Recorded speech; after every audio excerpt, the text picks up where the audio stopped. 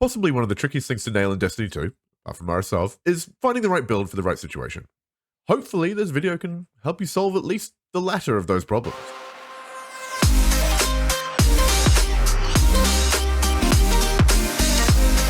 Kia ora te whānau, I'm Gio, and in this video we're going to go over possibly the easiest way to get started on making a build and just kind of optimizing things here and there. Sorry again, I can't help you with the Microsoft thing. In spite of that though, hopefully this is still a useful video for you guys. If you find this video helpful in any way, I would love you to use some of that pent up server frustration and take it out on the like and subscribe button. It'd be really helpful. So for this video, I'm going to kind of go over recreating another build.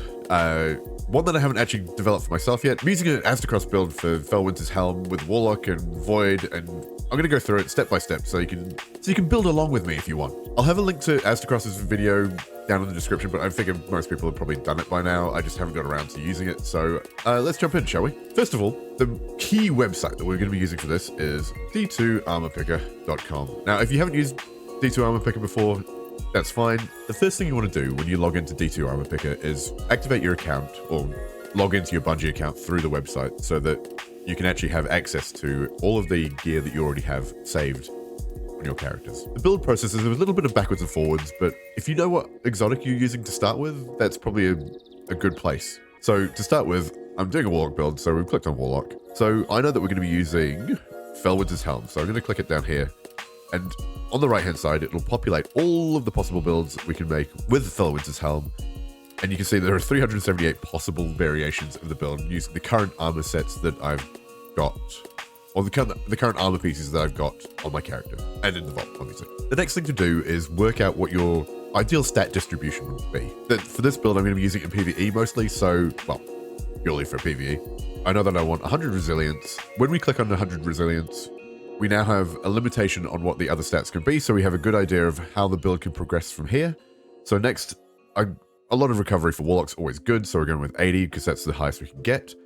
Now, after that, it's much of a muchness. If you want your grenade up more, you can obviously go with the highest discipline possible. Now, if you want other stats, feel free to jump in here and have a little play around with them. Obviously, if you take resilience down a little bit, you could probably get a little more recovery if you want to even out the stats a little bit better that way. However, for this one, I think I'm going to stick with the 100 resilience. I like that. Let's go 100 resilience. So you can see on the right here now, we only have 6 possible combinations of armor sets that we can use, so it's at least limited it to something manageable. So let's sort by tiers. Basically, the higher tier is going to be better, right? Try and limit as much wasted stats as you can. This one you can see we've got 104 resilience, 80 recovery, 50 discipline, 62 intellect, 41 strength, and 26 mobility. So I think this is probably a pretty good distribution. We can see we're at tier 35 rather than these other tier 34 ones, which obviously you're not talking about much in the way of stats in that respect. For those that don't know, tiers is basically add these all up, divide by 10, and round up. Round down.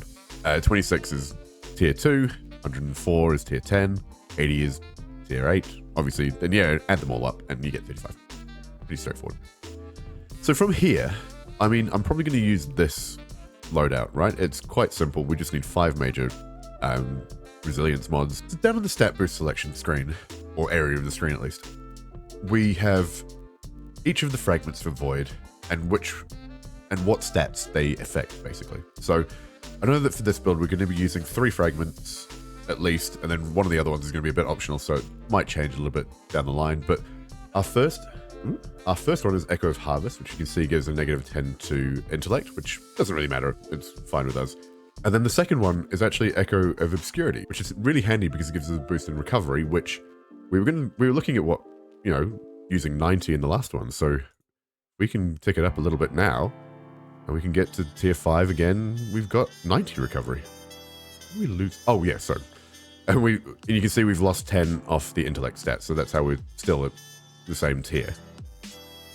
From here, you can go through a few of the other options, like if you need to limit mod space on your armor. If you don't have a fully masterwork piece of gear or there's something like that, then you can actually limit how much space you have on each of the armor pieces you have selected. But for this, I'm going to assume that you have enough resources to at least get yourself to at least get yourself 4 slots or 5 slots on each armor piece, which is pretty standard. It's fairly easy to achieve. From there, you can look through the advanced settings, and there are some that actually do help. Things that I keep on a lot are try to optimize wasted stats, so you can have as close to, you know, the 0 numbers of each of your stats as possible, so that you're not wasting stuff anywhere. You can uncheck assume all legendary items are masterworked and all exotic items. One thing you should probably always have is a really good class item. I say really good, they're all the same, aren't they? Apart from Artifice Armor. Assume that your class item is masterworked at least, should be a good one. You can only use already masterworked items, but it's not really that helpful. It's better to get an idea of what pieces you should be looking to masterwork, so you actually have the right distribution, the most optimum distribution at least anyway. So that's where this one comes in. Like I said, from here we're going to click this, and I'm going to go, you can either copy the dim query to clipboard, or you can just open loadout and dim. And now if you haven't used Destiny Item Manager as well, it's a similar sort of thing to D2 Armor Picker. You log in with your Bungie account and it will give you access to what pieces of gear and what pieces of armor sets you actually have lying around. So that's pretty good. To start with, before I do anything, I'm going to save this as Fell Winters Weird Build. And we're just going to hit save. And now, if you go to Warlock, you can see it's saved right here. Really easy to access. Now let's go through and edit it. First thing we're going to do is customize subclass. So for this, I think I'm going to go with Vortex. I want Scatter Grenade. Scatter Grenade's always good. Stick with Healing Rift, Burst Glide, whichever of the rifts and glides and stuff that you need. It's up to you. It's more of a personal preference thing than an actual build thing. Pocket Singularity, because that's what we have. And our 2 aspects are obviously going to be Feed the Void, so we get Devour, and Child of the Old Gods, because it's awesome. And then we want to put in our fragments. So we know we're using Obscurity and Harvest. These are already checked because we checked them on D2 Armor Picker. Next one we're going to be using is Echo of Cessation, so that finishers create a burst of void damage. As we're going to be finishing stuff for Fellwinter's Helm, it's going to marry in pretty nicely. Next, maybe we go Echo of Expulsion, because Void ability final blows cause targets to explode. That's pretty good. We'll do for now. It doesn't really affect anything too much in the way of our build. So hit apply. That's all applied. One thing I do want to note is that by default, this class item will be completely unfilled, because each of the class items is basically the same. So just put in whichever one you want. It's not going to matter. If you want, you can put in what weapons you're going to be using. So I know I'm going to be using this one. No. Where is my other one? This one here. So you can see I have access to all of the weapons that's on each of my characters and in the vault as well. As far as the other 2 go, maybe we look at running, let's go with a Void Sidearm because it's fun, and Galley is always good value, right?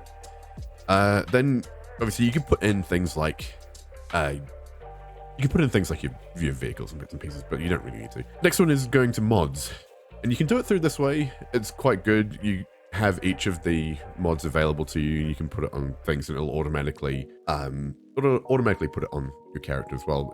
It's quite good. With Destiny 2's new updated mod system, I think it's quite easy to do it through the actual game instead of on here. It gives you a bit more freedom, and you can kind of chop and change a bit more than you might otherwise be able to on Dim.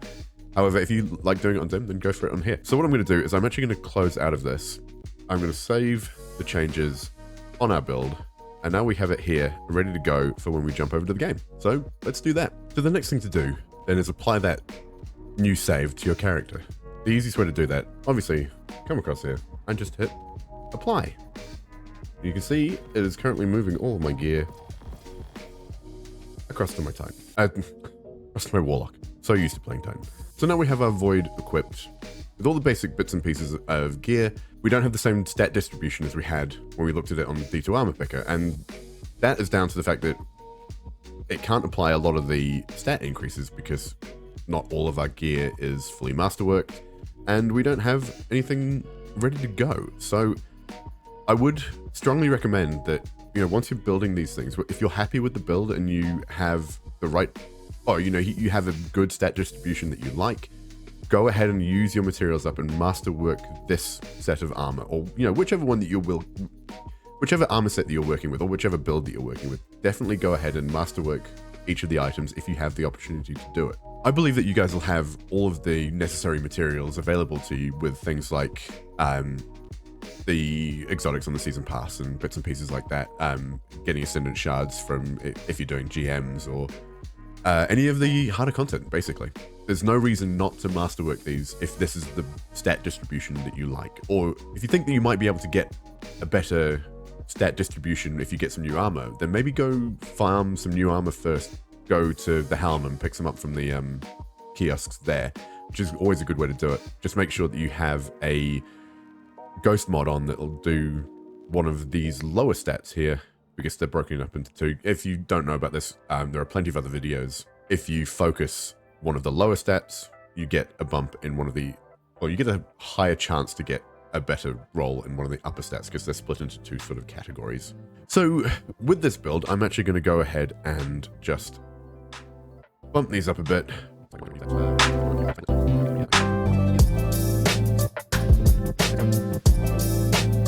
Now, the great thing about this whole system and the new way that things work as far as the builds go, is that you can do this with only one class item, because all you do is save it as a new build, and each time you change it, it changes the class items, mods, and bits and pieces as well. So it's quite handy. Do we have... Yes, we have an 1800 helmet that we can use. I'm gonna snipe this. I'm not really gonna use it, that's fine. And now we have an 1800 helmet, and I need to masterwork it. There we go. So that's Felwinter's helm masterworked. The very next thing I'd do is we'd go into mods and just apply all of the mods that we were looking to put on as far as our D2 armor picker was concerned. So we have a resilience mod there, another resilience mod there, and we have all of our mods on. And now you can see over in this right hand corner that we have the stat distribution that we were looking at in the first place. Next thing you can do is go through and populate all the other mod slots with the things that you might be using for each particular encounter. But what I'm going to do for now is I'm actually going to go across to here. I'm going to save this as a new loadout. And obviously you can change the icons and stuff to whatever you need them to be, but I'm just going to leave it as that. I might actually change the icon color just so it's purple, so I know that it's a void build. There we go, that'll do. So that's the basics of it, really. The next thing to do would be to go through and populate the rest of your mod slots, and that way you have each of the mod slots populated with the whatever activity you might be doing. I think with this one, I'm going to be using a lot of armor charge stuff. You can see I've already got time dilation and Reaper on here, which are two of kind of the usual ones I use. So that's kind of the basics of it. Now you can go through and do whatever you like, but what you have now is a build that's, got a good stat distribution. It's got all of the things organized for you in terms of aspects, fragments, all of your grenades and bits and pieces. All the fragments are slotted in. You have your armor pieces and your weapons ready to go, and it's already saved next to you, ready to do it. So that's kind of the basics of it. It really is very simple these days to put together a very serviceable build very quickly. And something like this, like having D2 Armor Picker as your first port of call, is possibly the best way to go. Copying it into Destiny Item Manager, and then you're good to go from there. Save it in Destiny Item Manager, or save it on your character as a new loadout, and start populating things as you like. The great thing about this as well is that now that you have your build saved, you can get rid of all those erroneous armor pieces that aren't actually doing things. So you might have a bunch of clutter in your vault with lots of other armor bits, but they might not work properly in a build, so you can just get rid of them. It means you save up space, you get resources from when you dismantle them. It's a win-win, really. Go ahead and give it a try out. See what you think. If you have any questions, please feel free to leave them in the comments, or drop by the stream and ask them on stream as well. I'm happy to answer there. If you're looking for builds as well, I've done a couple on the channel. They're fine, they're good, they're whatever. Go check out Aztecross, Mactics, CastleContent. All these guys have amazing stuff. If you don't know about Datto, obviously you kind of have to right by now. If you have a favorite, let me know, because as you can see from my wall, I've only got 6 builds saved now. And obviously one of them was one that we've just done. Let me know. I always want to find out about more of the cool builds that people put together, please let me know down in the description, or stop by the stream, or whatever. Just flick me a message. It'd be awesome. I guess until next time then, I'm Gio, Kakiteo no Kia Atafai, and have fun with this. It's awesome that we can do this.